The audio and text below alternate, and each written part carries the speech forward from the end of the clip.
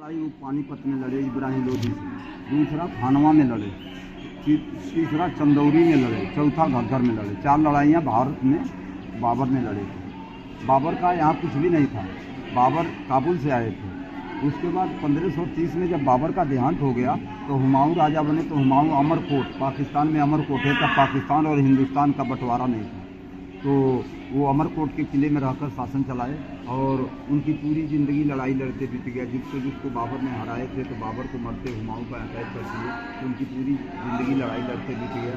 वो सुख और चैन का ज़िंदगी नहीं जिए और वो लाइब्रेरी पर चढ़ रहे थे, उसी के कारण वो गिर गए थे। तो हुमायूं का देहांत हो गया। तो जिस समय हुमायूं का देहांत हुआ उस समय अकबर का उम्र 14 साल का था। 14 साल की उम्र पर अकबर गद्दी संभालना चालू किया था। अकबर तीनों धर्म को मानते थे, हिंदू, मुस्लिम, क्रिश्चियन। हाँ, और तीनों धर्म में शादी भी किए थे। जोधाबाई, रुकैया और मरियम गोवा की थी, रुकैया तुर्की की थी, जोधाबाई राजा मान सिंह की बहन थी और भारमल की लड़की थी। लेकिन 1565 से आगरा फोर्ट को अकबर ने बनवाना चालू किया। वो पहले कच्चे दीवारों का किला था, तो ये पक्के बनवाने चालू किए। तो अकबर सोचते थे, निराश रहते थे, कहते थे कि कितना बड़ा किला बनवा रहा हूँ, 2.5 किलोमीटर के एरिया में है, 75% में आर्मी है। मुगल के समय में मुगल आर्मी थी, जब ब्रिटिश गवर्नमेंट आई तो ब्रिटिश आर्मी, इंडियन गवर्नमेंट आई तो इंडियन आर्मी। केवल आप जाएंगे तो 25%, 25% आप वहाँ घूमने को पैलेस मिलेगा। उस किले में 4 राजाओं ने शासन चलाए थे। फर्स्ट में अकबर, जहांगीर, शाहजहाँ और औरंगजेब। शाहजहाँ ने दिल्ली का किला बनवा दिया, तो औरंगजेब ने दिल्ली रह के शासन चलाया। लेकिन शासन यहाँ भी चलता, आना जाना उनका लगा रहता। तो अकबर कहते थे कि हमारे मरने के बाद ये राजपाट कौन देखे हैं। तो अकबर से कोई बताया कि आप अजमेर शरीफ जाइए, ख्वाजा नवाज शरीफ के दरगाह को, वहाँ जो जाते हैं उनको मनोकामना पूरा हो जाता है। तो अकबर जोधा के साथ अजमेर गए थे। तो वो बोले कि हमारा एक शिष्य रहता है फतेहपुर सीकरी में, सूफी सलीम चिश्ती। तो जब सूफी सलीम चिश्ती के पास अकबर आए तो वहाँ पर वो झोपड़ी में पहाड़ पर थे और वो राणा सांगा का किला खाली था। सीकरी राणा सांगा का था और वो फतेहपुर में जब वो सलीम चिश्ती रहते थे तो जब गुजरात पर विजय प्राप्त किए थे, बुलंद दरवाज़ा बनवाए, तब फतेहपुर सीकरी दोनों को कंबाइन में रख के फतेहपुर सीकरी हुआ। नहीं तो सीकरी वहाँ सिकरवार राजा थे, राणा सांगा, तो उनको बाबर ने हरा दिया था। तो वो किला खाली था, तो अकबर वहाँ रहने लगे और उनका सेवा करने लगे सलीम चिश्ती का। तो उनके आशीर्वाद से उनको औलाद मिला, तो अपना ही नाम रखे सलीम। तो अकबर उनको गुरु मानने लगे, तो गुरु का नाम नहीं रखा जाता है, तो शेखू बाबा भी कह के पुकारते थे। और राजा बने तब नाम उनका जहांगीर पड़ा। और उनके गुरु का देहांत हो गया तो मजार बनवाए अकबर भी लोग वहाँ धागा बांधने और मंगत मांगने जाते हैं। और जब गुजरात पर अकबर विजय प्राप्त किया था तो बुलंद दरवाज़ा बनवाया कि पूरे एशिया में उतना ऊंचा दरवाज़ा नहीं है, जो गुजरात में नहीं, फतेहपुर सीकरी में है बुलंद दरवाज़ा।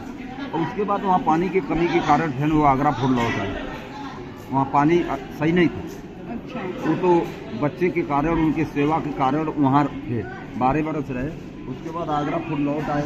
एक आप सुने होंगे कि अनारकली पर उनका लड़का मोहित होने लगा मोजरा सुनने के लिए, और तो वो अकबर को जो मालूम पड़ा तो उसको जिंदे दीवार में चुनवाने के लिए अलाउ कर दिए अकबर ने।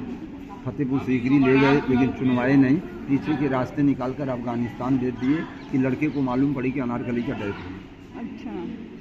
और ये नूरजहाँ थी, दासी की लड़की, उससे जब शादी के लिए अकबर का लड़का बोला कि पिताजी हमारा शादी नूरजहाँ से कर दो, तो अकबर ने इनकार कर दिया। बोला एक राजा का लड़का और एक दासी की लड़की। तो अकबर ने अपने लड़के का शादी जोधपुर उदय सिंह की लड़की मानबाई से कर दिया। अकबर की बीवी का नाम था जोधाबाई, जहांगीर का बीवी का नाम था मानबाई। दोनों रिश्ते में बुआ भतीजी थी और यहाँ का सास बहू थे। और नूरजहाँ का शादी अकबर ने करा दिया था बंगाल के सूबेदार से, शेर अफगान से।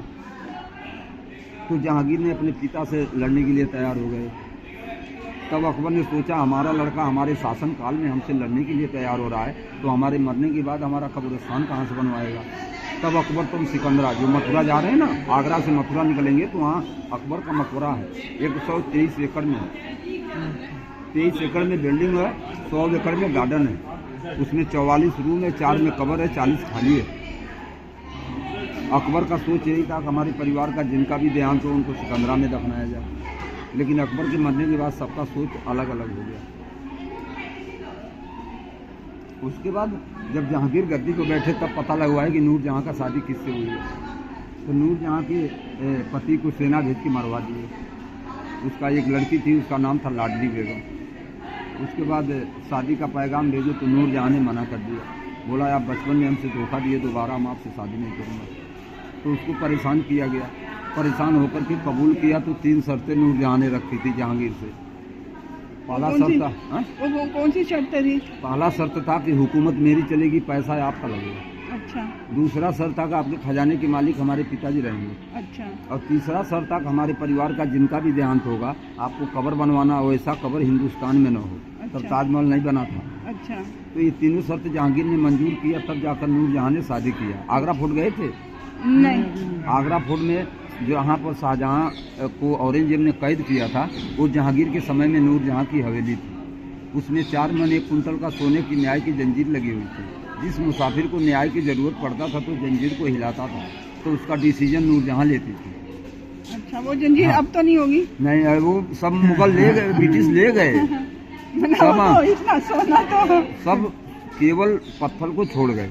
अच्छा। हर जगह सोना था, सोने की चिड़िया भारत को कहा जाता था। अच्छा। इसीलिए कहा जाता था।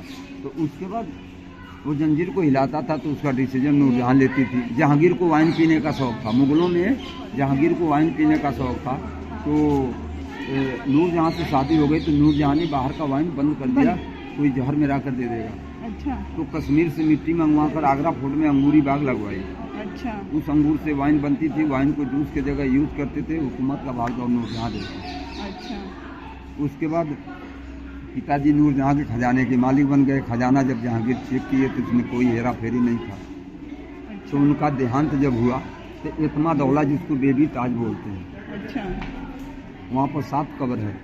अच्छा। फर्स्ट कब्र है मिर्जा गियास बेग, माता का नाम था हसमत निसा बेगम, भाई का नाम था यासिक खान और चाचा का नाम था इस्माइल खान, भाभी का नाम था दीवानजी बेगम, लड़की का नाम था लाडली बेगम। 7 लोगों का वहाँ कब्र है। अच्छा। उसको देख के शाहजहां ने ताजमहल बनाया। अच्छा। बेबी ताज, इसीलिए बेबी ताज बोलते हैं कि उसको देख के शाहजहां ने ताजमहल बनाया। अच्छा। 6 साल में बेबी ताज बना था, 95 साल में आगरा फोर्ट बना था, 12 साल में फतेहपुर सीकरी बना था, 11 साल में सिकंदरा बना था, 22 साल में ताजमहल बना था। बाबर को काबुल में दफनाया गया, हुमायूं को दिल्ली में दफनाया गया, अकबर को सिकंदरा में दफनाया गया, जहांगीर को लाहौर पाकिस्तान में दफनाया गया, शाहजहां को ताजमहल दफनाया गया, औरंगजेब को औरंगाबाद महाराष्ट्र में दफनाया गया, बहादुर शाह जफर को अंग्रेज बंदी बनाकर रंगून जेल में डाल दिए। उसके बाद मुगल खत्म हो गए, ब्रिटिश आ गए। अब चलिए